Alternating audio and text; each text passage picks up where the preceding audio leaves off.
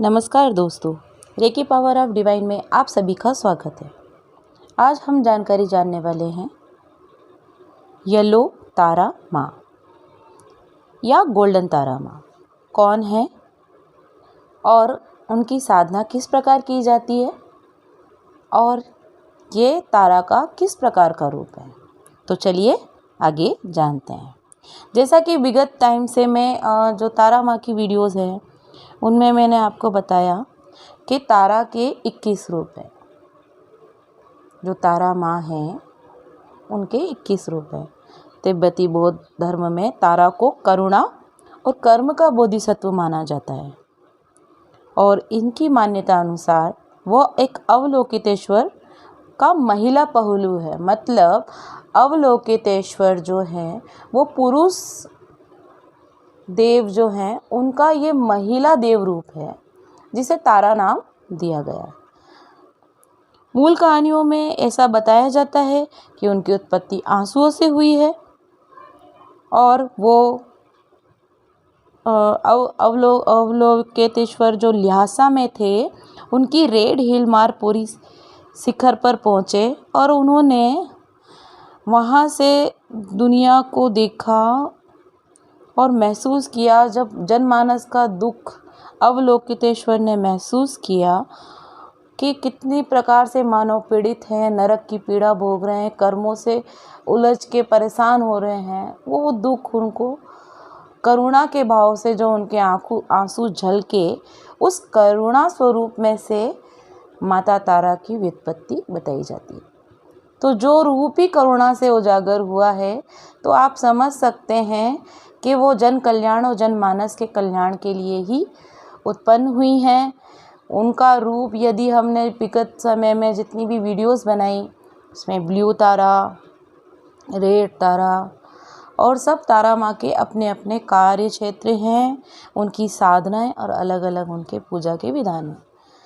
तो चलिए हम जानते हैं कि गोल्डन तारा या येलो तारा कौन है और उनको किस तरीके से पूजा जाता है या वो किस तरीके से कार्य करती है। तारा माँ एक उद्धार रूप के रूप में जानी जाती हैं और वो प्राणियों के दुख को अनुभव करने वाली देवी हैं। मतलब ममता का संपूर्ण स्रोत है। साथ ही में जो येलो तारा माँ हैं वो जिनका रूप गोल्डन या येलो प्रॉस्पेरिटी में दिखाई देता है, उनके हाथ में कमल स्वरूप है और वो बहुत ही प्यारे स्वरूप में दिखाई देती हैं, सुंदर व्यक्तित्व में दिखाई देती हैं।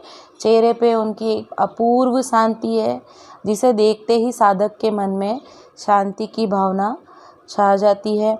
या तो goddess to prosperity and the goddess to luck. तो ये भाग्य उदय की देवी मानी जाती हैं। जिनके भाग्य में अवरोध है, जिनके भाग्य में तकलीफ़ है, उनके मार्गदर्शन हेतु जो गॉडेस येलो तारा देवी हैं की साधना की जाती है। तो भाग्य उदय के लिए येलो तारा माँ या गोल्डन तारा माँ की प्रॉस्पेरिटी या साधना की जाती है। तो अभी आपको बताया जाता है कि जैसे कि बौद्ध धर्म में माँ को तारा माँ को 21 या 21 रूपों में देखा गया, किंतु इनका सिर्फ केवल बौद्धिक ही तत्वाधान नहीं है, इनका हिंदू धर्म में भी इसे जोड़कर देखा जाता है। क्योंकि हिंदू सनातन धर्म में देवियों का अलग ही स्थान है, 9 दुर्गा का अलग स्थान है। तो उनमें से जो 10 महाविद्या हैं उन 10 महाविद्या का एक रूप तारा देवी माँ भी हैं। उनमें से एक तारा माँ हैं जो कि आप अगर जो लोग जानते हैं कि तारा माँ, तो तारा माँ को कई रूपों में भगवान शिव को बालक के रूप में खिलाते हुए भी देखा गया है। जो तारा माँ है 10 महाविद्या रूप है, जो आद्य शक्ति का एक रूप है।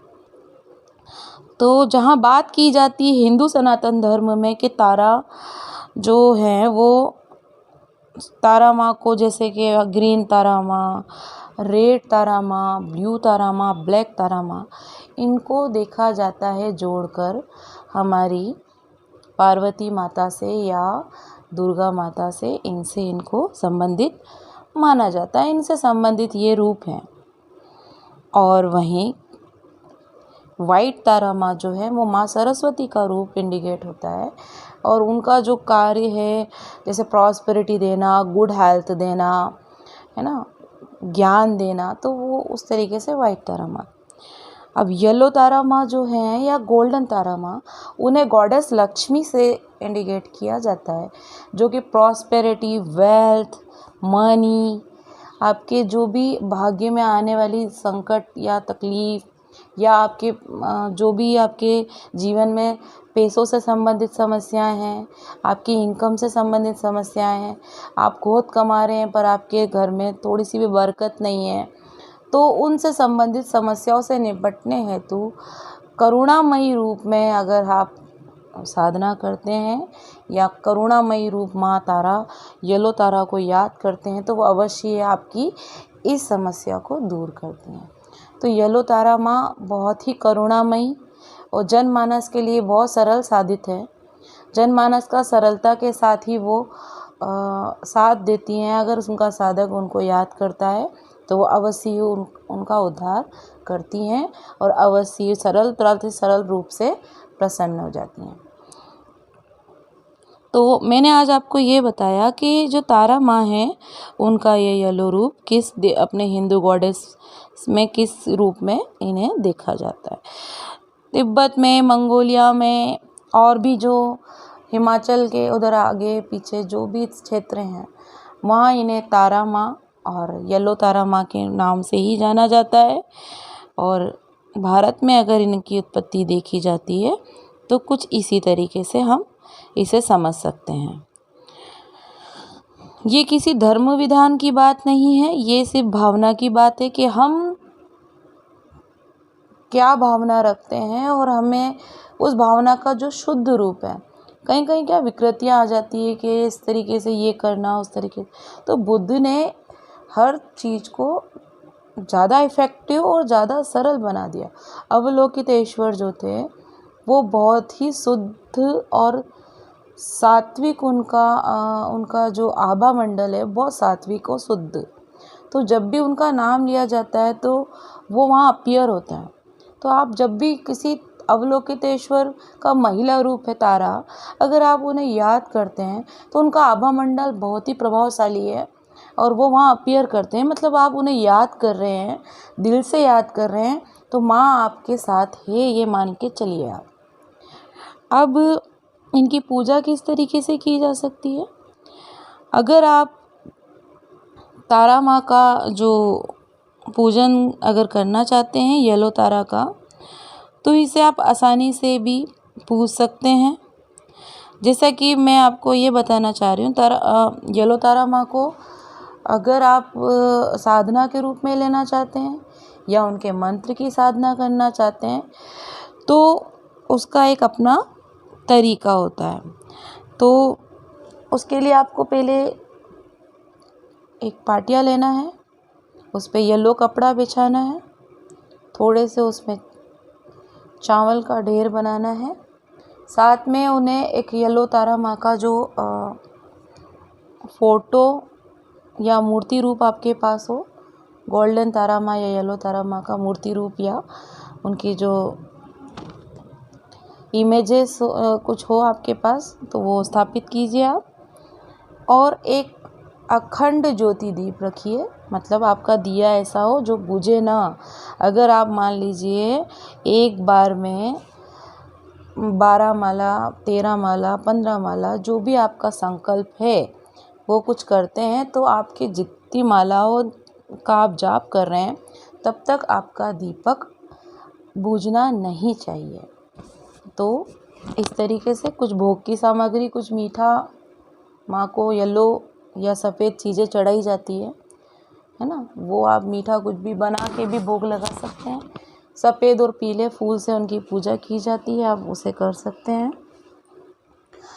और आपको उसमें आपकी साधना में मैं इसमें मंत्र बताऊंगी, इस तरीके से आपको करना होगा। उसके पहले आपको ये करना होगा कि आपको माँ का ध्यान करना होगा, संकल्प लेना होगा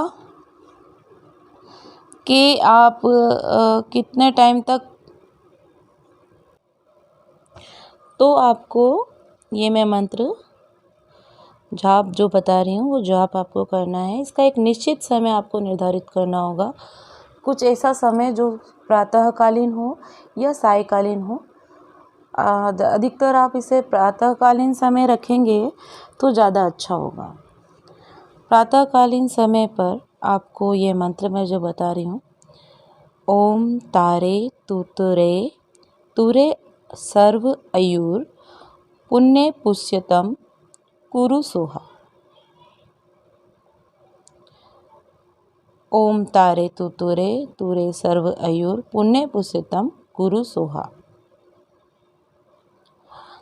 ये पीला तारा मंत्र है और ये धन और वित्त से भी संबंधित माना जाता है। यदि आप कर्ज में हैं, कम नगद प्रवाह हो रहा है, व्यापार में समस्याएं हैं, साथ ही आपको आपके मेडिटेशन, आपके जो धन संबंधित या आपके प्रभाव संबंधित क्षेत्र में प्रॉब्लम है, आप कहीं भी जाते हैं तो आपका अट्रैक्शन कम रहता है लोगों में, तो ये लॉ ऑफ अट्रैक्शन भी बढ़ाता है। किसी व्यक्ति का सर्कुलर सर्कम अट्रैक्शन जो होता है वो भी उसकी जो आभा मंडल है वो बढ़ जाता है, उसका जो आकर्षण का क्षेत्र है वो बढ़ जाता है, लोग उनकी तरफ अट्रैक्ट होते हैं। अगर साधक इसको कंटिन्यूसली करते हैं, प्रॉस्पेरिटी बढ़ जाती है, भाग्य उदय होने लगता है। और यदि आपके पेट संबंधित या पाचन संबंधित समस्याएं हैं तो भी ये साधना करने से वो दूर होने लगती है। और आपका अगर सूर्य कमज़ोर है तब भी अगर आप इसका जाप करते हैं तो वो सूर्य भी धीरे धीरे प्रबल होने लगता है। आपके मणिपुर चक्र में अगर कोई डिसऑर्डर है, मणिपुर चक्र जिनका कमज़ोर है, वो तारा माँ, गोल्डन तारा माँ के सपोर्ट से अपने मणिपुर चक्र को जागृत कर सकते हैं।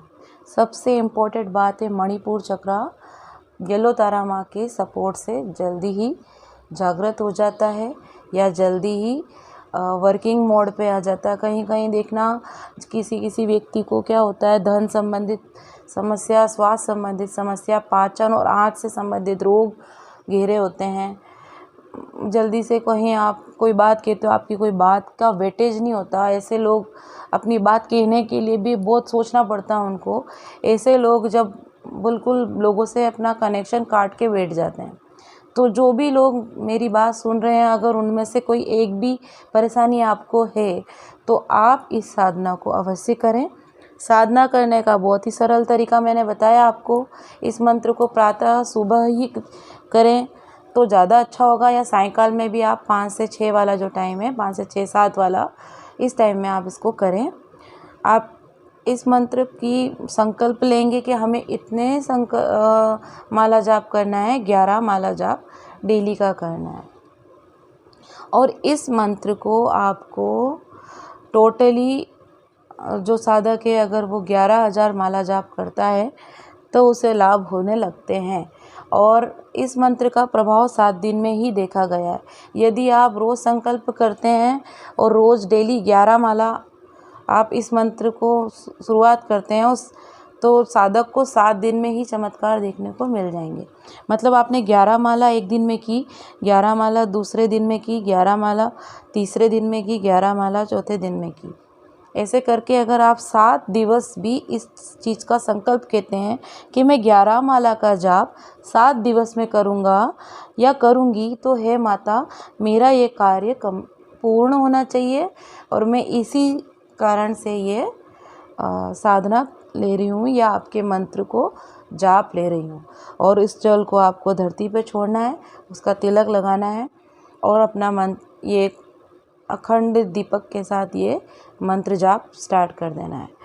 और बीच में उठना नहीं है, मुंह झूठा नहीं होना चाहिए, पवित्रता का ध्यान रखें, वस्त्रों की शुद्धता का ध्यान रखें। और 7 दिवस में आपको पूर्ण रूप से चमत्कारिक इसमें आपके जीवन में एक नया चमत्कार, प्रॉस्पेरिटी आपको इंडिकेशन मिलने लग जाएंगे। जो आपकी रास्तों में बाधाएं थी, भाग्य में बाधाएं थी, वो ऑटोमेटिक आपको खुद फील होने लगेगी कि मेरे अंदर प्रॉस्पेरिटी धीरे धीरे बढ़ रही है, मुझे रास्ते मिल रहे हैं। और इनका 7 दिन में ही मैजिकली बहुत, क्योंकि करुणामयी माँ है ना, तो इनका बहुत मैजिकली इम्पैक्ट देखने को मिलता है। आप रोज़ जो साधना कर रहे हैं, जो कपाटिया आपको पीले कपड़े को और वो कपाटिया जो है माँ की मूर्ति यथावत रखनी है 11 माला होने के बाद। जो चावल या आपने जो भोग और फूल है वो किसी पेड़ की जड़ में छोड़ देना है, या कोई जल स्रोत मिल जाए, नदी तालाब, तो वहाँ उसे डाल देना है। और इस तरीके से आप जब कंप्लीट करते हैं तो आपको 7 दिन में ही इसके चमत्कार देखने को मिल जाएंगे। 7 दिन में ही आपको ये प्रॉस्पेरिटी देखने को मिलेगी। और ये बात बिल्कुल बहुत जिन भी साधकों ने इसे लिया है और कंप्लीट किया है, तो उनके भी अपने अपने अनुभव हैं। मैं अपने आने वाली वीडियोज़ में तारा माँ के जो अनुभव हैं या जिन लोगों के कार्य सिद्ध हुए हैं उनकी अपनी अभिव्यक्ति क्या रही है वो भी मैं आपको बताने वाली हूँ। और आप इस साधना को करें और ईश्वर की कृपा आप पे बनी रहे और माँ तारा आप पे कृपा करे। मैं आशा करती हूँ कि आपके कार्य और मनोकामना अवश्य पूरी हो। इस वीडियो को आप सुनने के बाद आपको अगर अच्छी लगी तो लाइक सब्सक्राइब कर दीजिएगा। और यदि आपको लगता है कि मैं इस विषय पे संबंधित विषय से संबंधित के अलावा भी और किसी विषय पे आपको जानकारी दूं तो आप मुझे कमेंट ज़रूर कीजिएगा। मैं आपको उससे संबंधित विषय ज़रूर ला के दूँगी और ज़रूर मेरी तरफ से मैं आपको अपना बेस्ट या अपनी अच्छे बातों से आपको अवगत कराना चाहूँगी। इसी के साथ ही धन्यवाद।